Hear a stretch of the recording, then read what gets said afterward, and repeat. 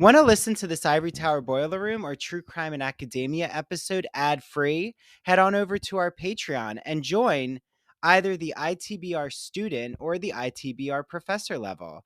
Both levels of membership have a 7-day free trial. With the ITBR professor level, you also not only get access to all of our video episodes, like listening or watching Scream Part 2, you also get access to the Ivory Tower Boiler Room and True Crime and Academia book clubs. The book clubs are going to each be a 1-hour private Zoom. I'm hosting the Ivory Tower Boiler Room. Mary DiPipi's hosting the True Crime and Academia ones. So with the ITBR professor level, you get access to all of our video and audio episodes, plus our book clubs. And make sure you download the Patreon app on your phone for such an accessible, easy to use way to consume our content. Okay, can't wait to see you all on Patreon. Hi, this is Dr. Andrew Rimby, and before you hear such an exciting episode, I want to remind you all that when I'm not here hosting the Ivory Tower Boiler Room, I am running my small business, the Ivory Tower Boiler Room, where I am consulting with clients. It includes academic writing consulting, social media, podcast, and expanding your media footprint. So I have clients I'm working on graduate school writing with them. I can work on thesis writing, dissertation writing, essay advice, college admission essays, undergrad, college advice, graduate school advice. I also am working on a client's small business right now and expanding her social media footprint. I can work on how to create a podcast with you or how to expand your podcast audience. I also can just help you expand your media footprint in general. So, if you're interested in my consulting, I first want to let you all know it is only $30 for the first hour that I work with you on consulting, and then I'll set up a package with you then. So you can email me at ivorytowerboilerroom@gmail.com, or you could go to our Patreon, patreon.com/Ivory Tower Boiler Room, and there's a consulting option under memberships. You can pay the $30, and then I will reach out to you right away, and we'll set up a consultation. And then while you're on our Patreon, make sure you join the Ivory Tower Boiler Room and the True Crime and Academia Book Club. Every month, both myself and Mary are choosing books for our book club members to read, and we are actually polling our members on Patreon to see what books they want to read, and we're meeting with them the first week of each month. So if you want to join the book club each month, just make sure that you join on Patreon. That way I know who's joined and I can reach out to all of you and let you know when we're meeting on Zoom. Okay, so lots of things to do here in the Ivory Tower Boiler Room, and I can't wait to consult with you, join you for a book club discussion, and have you here listening to one of our podcast episodes. Okay, enjoy this episode.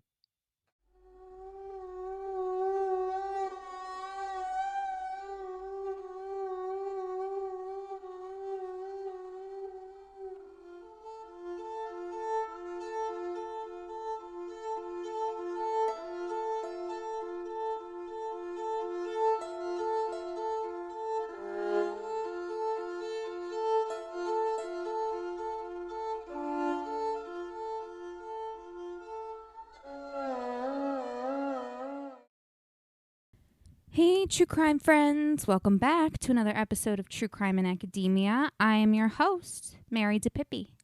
I hope you all had a wonderful week this week and are looking forward to an incredible weekend. There isn't going to be a news update this week. I'm recording this earlier, obviously, than it's being released, but a work emergency has come up, so I could not focus on getting that done. So we really will just be talking about the case, but I promise for next week I will have a longer news update. There are a lot of things that I wanted to talk about this week, and of course, I'm sure there will be other things I want to talk about that happened, next week. Like I mentioned last week, this week's episode is going to be a little bit different. We're mostly going to be talking about the psychological factors that occurred with this particular case and how they relate to, like, directly relate to the actions, of, sadly, mass shooting, for Cho specifically. So we're going to take a quick little break, and then we will get into part 2 of the Virginia Tech shooting.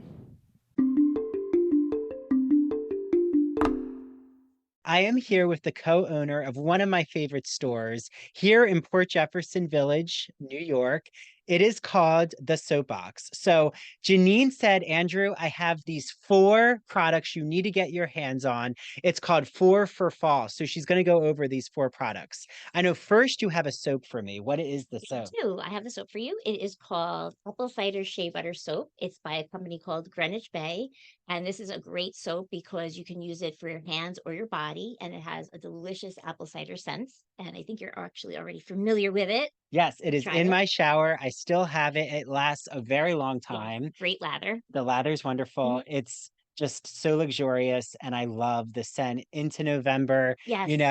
This It apple carries. cider it evokes so many cozy feelings. Oh. After the soap, we have something that you can add on to Yes. in the shower. So what is this? This is a wonderful, wonderful exfoliating shower scrub. It is by a company called Primal Almonds, and it's a sugar whip shower scrub. And the scent is pumpkin spice. It's a moisturizing sugar scrub. So it's tiny little sugar granules.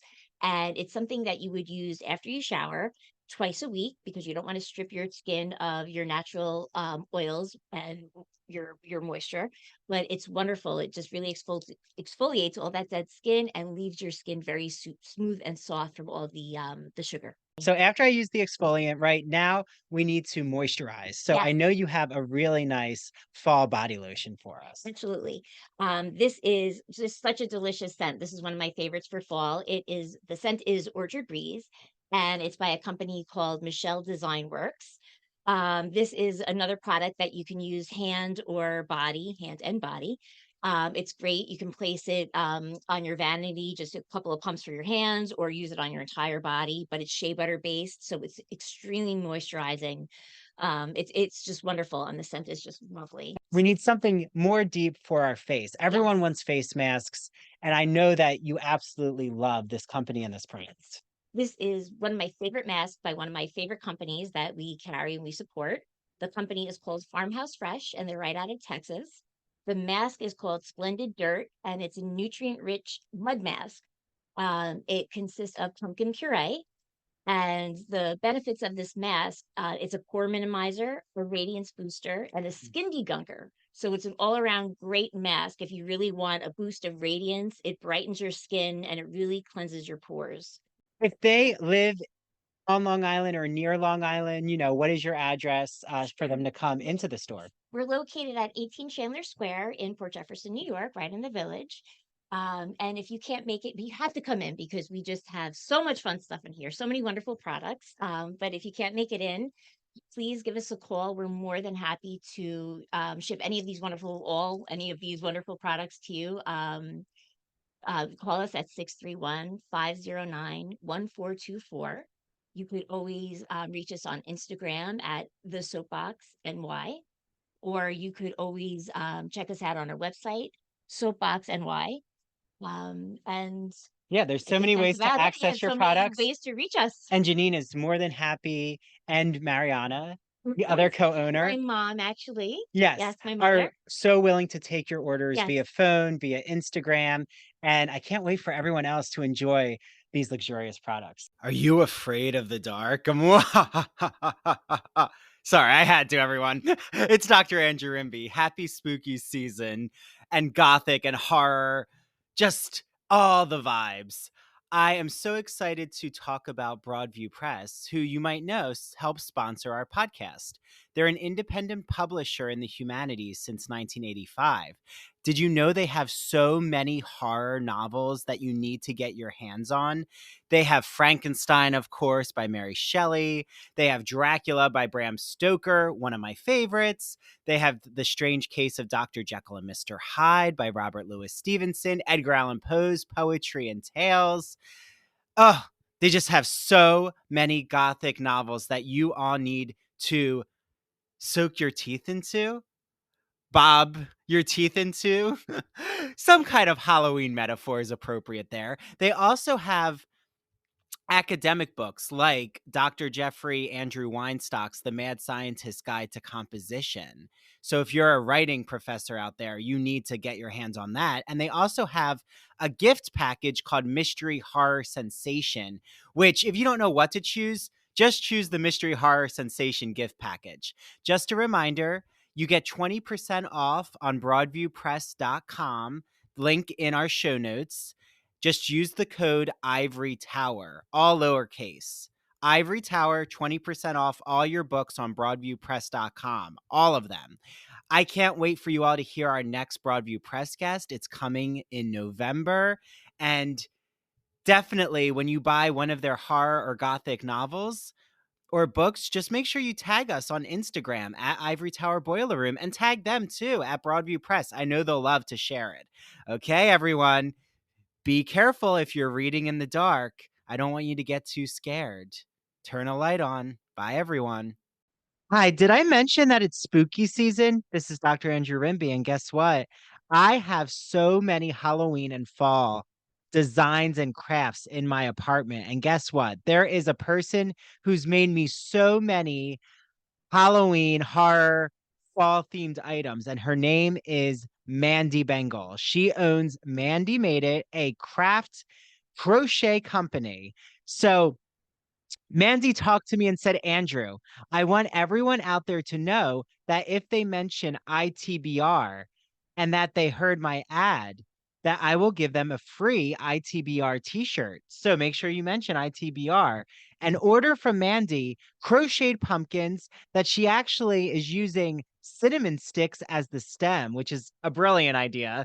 How cozy. And also filling the pumpkins with potpourri. I already want to wrap myself in a blanket.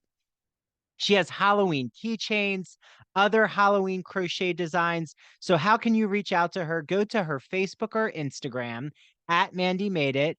Reach out to her. She will ship items out to you. If you live in the South New Jersey, Philly area, she'll arrange to have you either pick it up or deliver it to you. So Mandy just makes such beautiful crocheted items. And I'm so happy that she supports the podcast. I've known Mandy since I was a child. We were in theater camp together. That's how I met Mary. So the three of us have known each other a long time. Okay, head over to Mandy Made It for your handmade crocheted items for this Halloween and fall.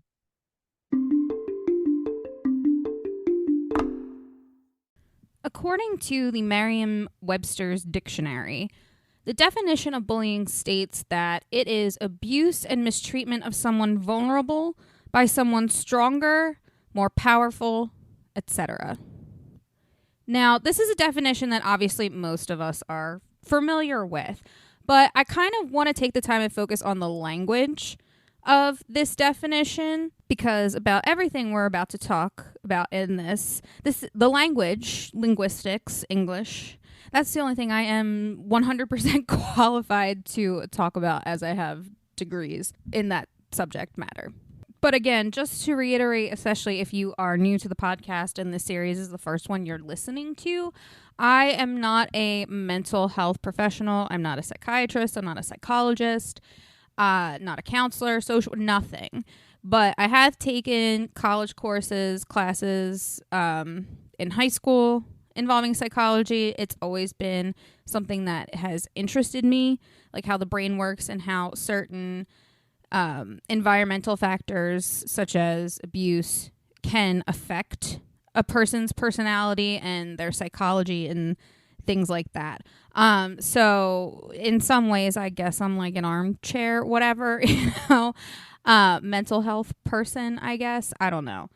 But again, just to reiterate, everything that I'm looking up, I mean, my sources are in the show notes. So if you have any questions, you can always refer to those.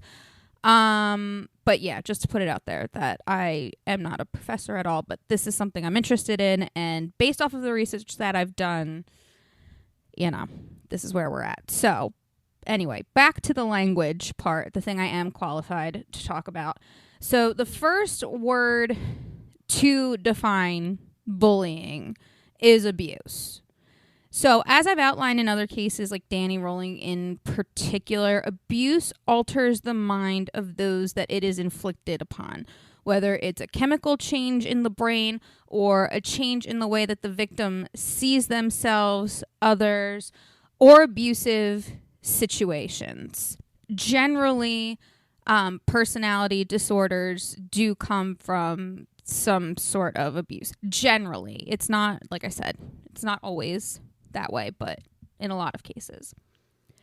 Now, the next phrase that that is in this definition is someone vulnerable by someone stronger. Now, as we are all familiar with, this does not always mean that the bully is someone with brute physical strength. What's important about this part of the definition is that it's the perceived power imbalance between the bullied and the bully. Now, in some cases, the power dynamics may already be imbalanced. For example, the bully could be a parent. It could be someone in a higher job position. In high school, it could be, my family's richer than yours, or, the person's more popular, whatever. But from what I've researched and what I really believe is that although these power dynamics exist in our world today, in pretty much every facet of our lives almost, and I think in certain situations we don't really see these differences in power dynamic as a threat. But in cases of bullying, those power dynamics can almost seem amplified. I also think that sometimes, and in most situations of bullying, I don't think that as a society we see it as a power dynamic change, that one person is feeling inferior to another. And I think that's because we generally associate bullying with children. And with children, amongst their peers, technically there shouldn't be any power dynamics because they're all supposed to be on the same playing field. But again, if that bully is more popular or smarter, or their parents come from money, or, you can go through, any pretty much difference that would put the bully in a position of feeling that maybe this person might be better than them. And I think that's another thing too, when we talk about bullying amongst kids, it's usually the bully thinks that they are better than. Obviously, that is not always the case. We do know that sometimes hurt people, and that sometimes bullying comes from a place of hurt. But the way it's represented in society, especially in film and things like that, I think makes us not realize the actual power dynamics of it, and, the perception of a power imbalance between, like I said, the bullied and the bully. Now, bullying, obviously, like I said, does not directly result in a school shooting or mass shooting or any type of violence at all. Most common bullying correlates with major depressive disorders, anxiety disorders, and, of course, rage. Now, in a study conducted by a Dr. Peter Langman, he found that of these school shooters at the time that he conducted this, 54% of the high school shooters were bullied, and 45% of the adults were bullied, in comparison to the 23% of college students who were also bullied. Now, this means that Cho fits in with a fairly small demographic among those who commit mass shootings, right? But, like we discussed in the first part, he was bullied in high school, and so I feel like it's possible that maybe that transcended over and he just had a break in college. Now, like Cho, most school shooters actually don't go after those who bullied them. In fact, staff and females make up of the majority of those who are victimized by school shooters. Which, again, to reiterate, this does not mean that bullying is a direct cause of why some mass shooters like Cho commit these absolute horrific acts of violence. However, it is an interesting trend, I guess. In some ways, I wonder if it's a, and I hate to do this, but like get in the mindset there, but I'm kind of wondering if in some psychological way it's kind of like getting back at those who maybe saw that they were being bullied and abused and did nothing. But for Cho, I don't think that's necessarily the situation here. However, though, I do think him not being able to write the way that he wanted to by writing all those gory, horrific things might have set him off. I'm not 100%, I can't say that for sure, but based off of the research that I've done, I think it could be some sort of like linchpin moment. I don't know. But the main reason that we understand in this case that Cho's violence was a direct result of his bullying is because he, like some other serial killers out there, or mass killers, I should say, he made a manifesto that he mailed to the English department at Virginia Tech the day of his attack, which again is why I'm thinking that conflict might have been a linchpin. But again, I don't have proof. The manifesto itself was 23 pages of multimedia, including text and images.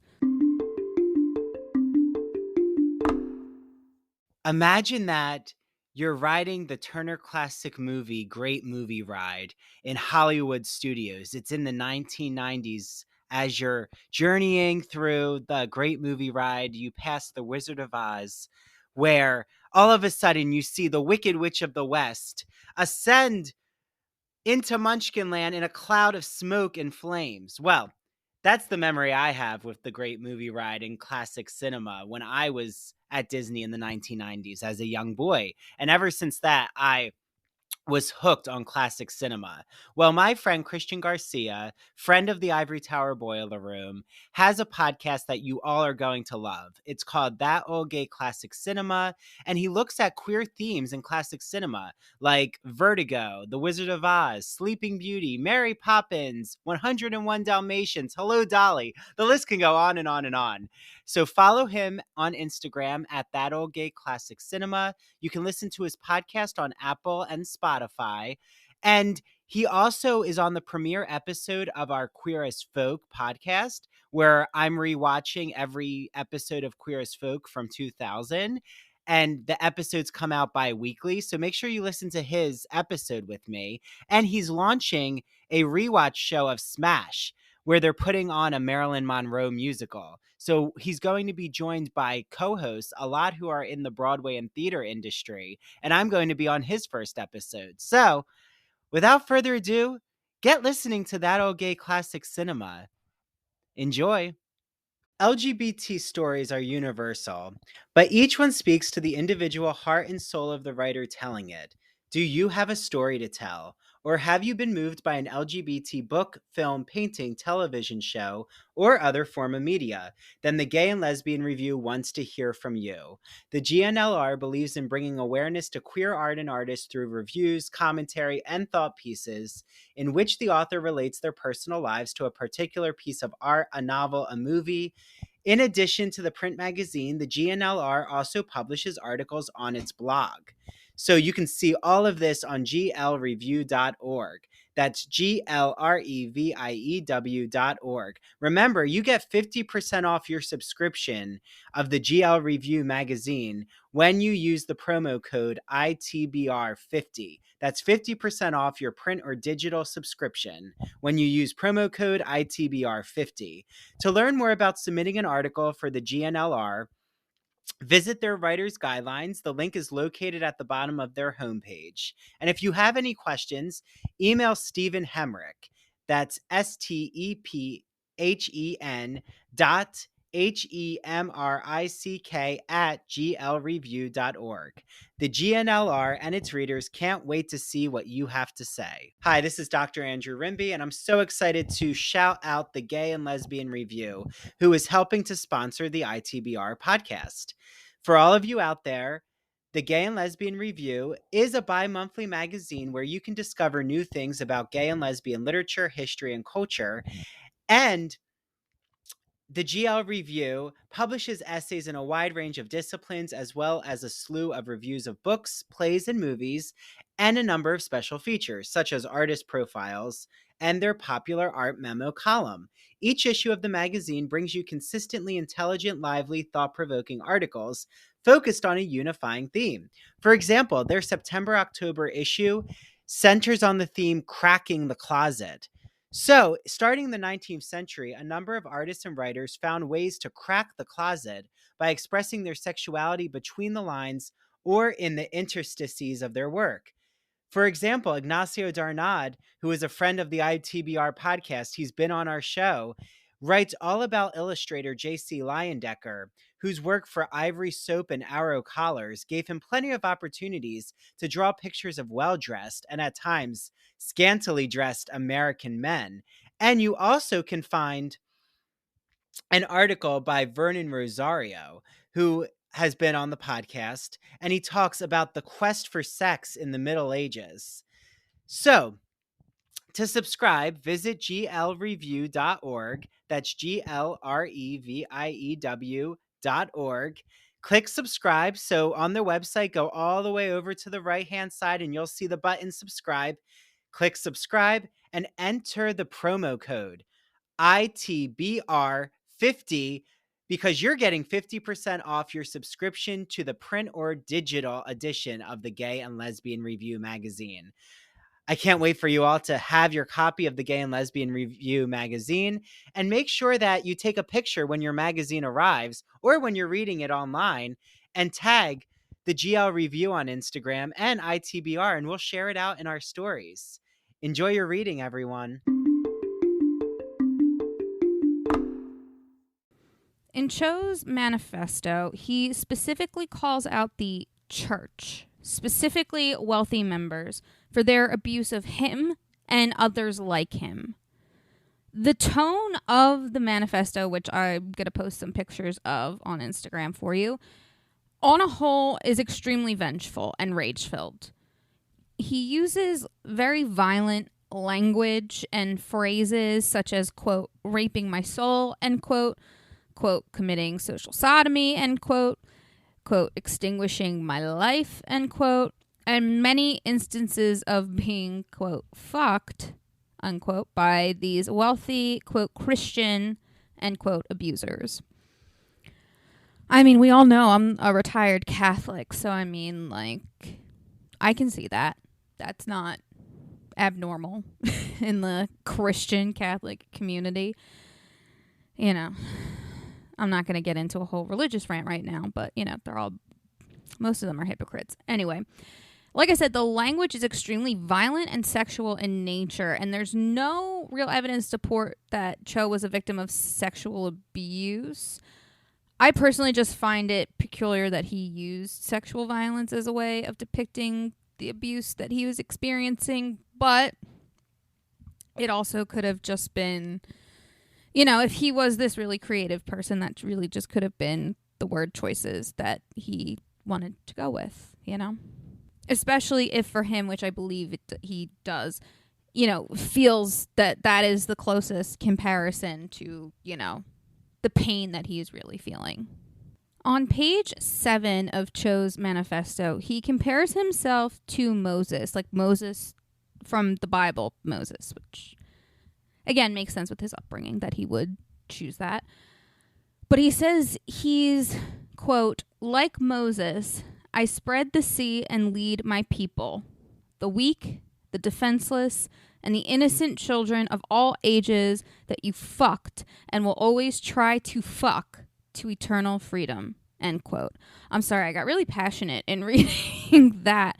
But, you know, you can really hear his anger in this. And, you know, he really does feel that he has been wronged. And I'm not saying he's not right. I mean, you shouldn't bully anyone, you know, let alone to this extent. And, you know, I think it just goes to show people don't realize the power of their own words. But again, like I said, you just feel the anger in this. But what I also find interesting is that he's comparing himself to someone like a leader. Like in this manifesto, he's definitely, at least in this section, he is basically making himself a leader for all of those who were abused, bullied, made fun of by these other members of the church that he went to and things like that. But it also gives me, this description gives me delusions of grandeur vibes. Last week we talked about how Cho got an official diagnosis from a mental hospital at the school and was given severe depression. So I'm just wondering, like, I don't know, maybe it's possible that they misunderstood the severity of his anger and rage and overall depression. Or, you know, like I said, he was told to get treatment outpatient. Excuse me. And we don't know if he did or not. So, you know, it also could have just been a deterioration of him not getting help. But, you know, I don't know. It's just interesting to me that, again, I mean, obviously, like we said at the top of this episode, that bullying can cause major depressive disorders, you know, similarly to what Cho has. But again, I'm not a mental health professional. I don't know what he said. I mean, I feel like psychology can be a very tricky thing, especially if people are going to lie to you about their symptoms and things like that. So, you know, it's possible that he might have misled them. But again, like I mentioned already, he was also not, or we don't know for a fact if he was going to treatment or not. However, it seems like he wasn't. But that's just my opinion. Now on page 10, Cho ends the page by asking John Mark Kars and Deborah Lefavs if they want to, quote, rape us, end quote. Now, I had never heard of any of these names before researching this case, so I had to look them up. And from what I've seen, if it is correct, John Mark Kars was a school teacher at the time, and he falsely confessed to murdering and raping John Benet Ramsey. But he was also wanted in connection with pornography in 2006. Those charges were dropped that same year, but okay, you know, like it's weird. Now, Deborah Lefavs, on the other hand, was also a school teacher who raped her 14-year-old male student. I just, again, find it interesting that he's picking... I mean, he literally picked two individuals, you know, involving, you know, being teachers and also involving rape. Although their cases are, you know, different, it's still, like, the core is it involves a teacher violating a child in some way, shape, or form. And again, I have no evidence to support, but this is also very peculiar in his manifesto. And again, wondering if, sadly, he was violated by a teacher. Again, no evidence to support this, but again, it's just a very peculiar situation and people that you would put in with this, you know? Now, Cho ends his manifesto with the question, "Are you happy now?" Which has the same tone as Michelle Branch's song, you know, "Are you happy now?" It's just defiant, it's angry, and it's full of pain. And I have sympathy for the pain and anger that Cho must have been holding on to and what he was feeling up until he went and killed his classmates. You know, I feel bad for anyone that has to experience such abuse, especially at such a young age, you know, when the brain is still forming and making connections and learning things. And, you know, I mean, just in general, no one should be made to feel any sort of pain in that way, you know. But when someone, like I said, you know, decides to take the lives of others in order to satisfy their own pain, like Cho did, that's just inexcusable. Like, that's obviously, understandably, you know, just known, understood, is inexcusable. It's not okay. You can't do that. And again, it's annoying to see that he had access to mental health care and just didn't take it. And now 32 people have lost their lives and many more are traumatized by what he's done. So that is all I have for you this week. Like I said, I will have links and pictures of the manifesto up so you can take a look and read them for yourselves. Next week, we will be concluding the shooting at Virginia Tech, or the Virginia Tech shooting. So just to prepare you all, it will be, it's not pleasant to talk about. It's going to be a little violent. So prepare yourselves for that. And if that's not something you want to hear, then by all means, take care of yourself and skip and go to the next one, if you have to. But that is all I have for you this week, my loves. Do not forget to check out True Crime in Academia on social media, on TikTok, Threads, and Instagram. We're at True Crime in Academia, and on X, formerly Twitter, at TC in Academia. Also, you can access this episode ad-free on patreon.com/Ivory Tower Boiler Room. For the price of a cup of coffee a month, you get an extra episode and all of these episodes, the normal episodes, ad-free. We are also doing a book club that will be on the 19th. We are reading Haunted Asylums, Sanatoriums, and Prisons. I might have butchered that title by messing up the order, but that is by Jamie Davis. So I'm really excited to get into that with all of you. Thank you all so much for listening. It means so much to me. I love you all. And until next week, my loves, I will see you all later. Hi, this is Dr. Andrew Rimby. I want to thank you so much for listening to the ITBR and TCIA episodes. Make sure, if you don't, follow, rate, and review us on Spotify and Apple Podcasts. Also, make sure you follow ITBR on TikTok and Instagram at Ivory Tower Boiler Room, and TCIA on TikTok and Instagram at True Crime in Academia. Also, we have a brand new Patreon membership system. So I just want to explain it to you all quickly. So if you want to become an ITBR student, it is $5 a month. You get ad-free ITBR and TCIA episodes and video interviews. If you want to become an ITBR professor for $10 a month, you get all of those ad-free benefits, but you also get access to both the ITBR and TCIA book clubs. You can join both book clubs, get ad-free episodes, plus you're going to get all of our extra video episodes. So I am rewatching Queer as Folk. Christian Garcia from That Old Gay Classic Cinema is joining us, and he's rewatching Smash. Mary is going to start to rewatch shows as well. You even get access to what I'm calling the ITBR Teaches. So if I'm recapping a movie or a TV show, including Barbie, Halloween movies, and horror films, you get access to that as well. And then I also am offering consultation services. So for $30, you get your first initial consultation with me. It's a 1-hour private Zoom. I will help create your podcast, your media brand. How do you navigate academia as an undergrad or a grad student? Do you need help with technology? It could be teaching tools, Spotify for podcasters, video editor software. Do you want to expand your social media presence as an artist, writer, podcaster, or academic?